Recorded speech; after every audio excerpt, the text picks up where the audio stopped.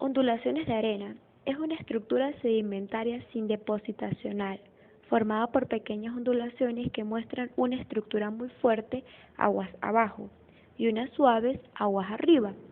Esta estructura tiende a formarse por las corrientes de bajo flujo o por el efecto del oleaje. La mayoría de su clasificación se basa en su forma, tamaño y origen.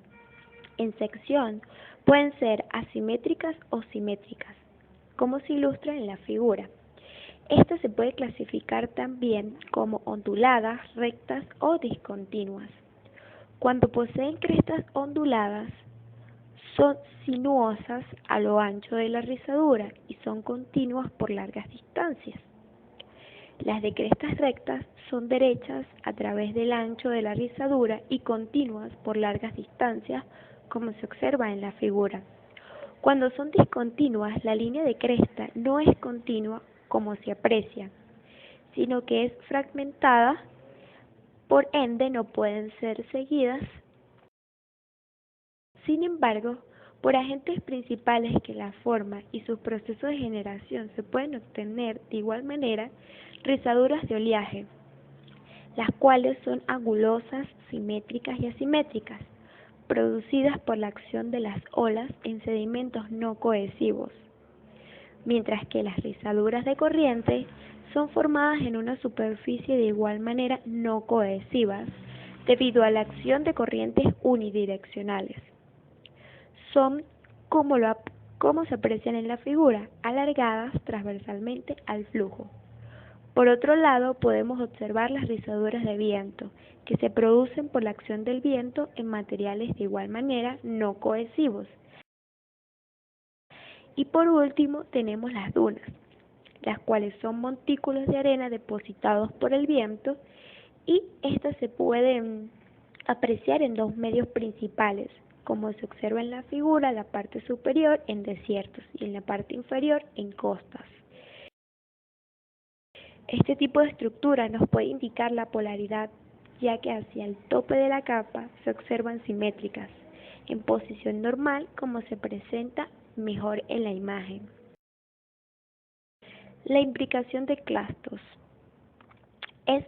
La imbricación es una característica que siempre se presenta y se define como la disposición espacial inclinada de clastos a razón de la velocidad del flujo hidroturbulento que los transporta y los deposita, como se puede apreciar en la imagen. Esto se debe a que los clastos discoidales que se mueven en un flujo de agua se orientan perpendicular y pueden encimarse unos sobre otros. Dependiendo del tipo de energía de transporte y de si se encuentra cercano o no a la fuente, los clastos presentan una forma muy angular, subangular, subredondeados, redondeados, muy redondeados, como mejor se ilustra en la imagen. Por otro lado, tenemos que su morfología y orientación en el espacio de los clastos va a depender directamente de los ejes, donde el eje mayor de clastos se denomina el eje A. Girando el clasto sobre el eje A se debe encontrar el eje de menor longitud, que va a ser perpendicular al eje A, el cual vendría siendo el eje C, mientras que el eje B debe ser perpendicular al eje A y al eje C. Este tipo de estructura, igual que la anterior, nos puede ayudar a conocer la base y el tope de un estrato cuando la matriz de estos clastos se arquea en un solo lado. Esa sería la base de la capa. Acreción lateral.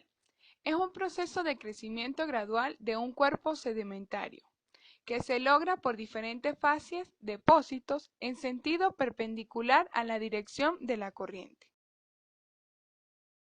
¿Cómo se origina? Se desborda el agua y ésta trae consigo sedimentos. Luego se reduce la turbulencia, se retira el agua, disminuye la velocidad de la crecida y posterior a esto ocurre una depositación selectiva. Los fragmentos más gruesos, arenas, limos o gravas en caso tal, se van a depositar primero. y si se estanca el flujo, se sedimentan las arcillas. Innovación y criterios de polaridad. La colmatación de los cauces abandonados tiene sus momentos de crecida cuando los cauces recobran la actividad morfométrica. Esta estructura sedimentaria nos ayuda a estudiar o a detectar el tiempo promedio de crecidas de un río, cauce o flujo dendrítico, la dinámica del flujo y la corriente de turbidez.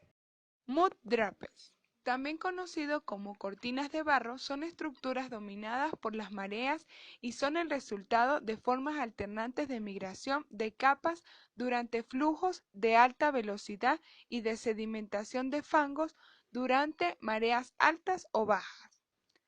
Otros lo definen como una capa de barro depositada sobre características morfológicas preexistentes. ¿Cómo se forman los mudrapes? Los mudrapes se van a formar por el producto de muchos ciclos de marea. Podemos notar que en estas partículas quedan marcadas las direcciones de la corriente.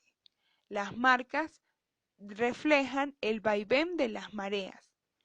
Y finalmente notamos los depósitos de partículas compactadas de barro.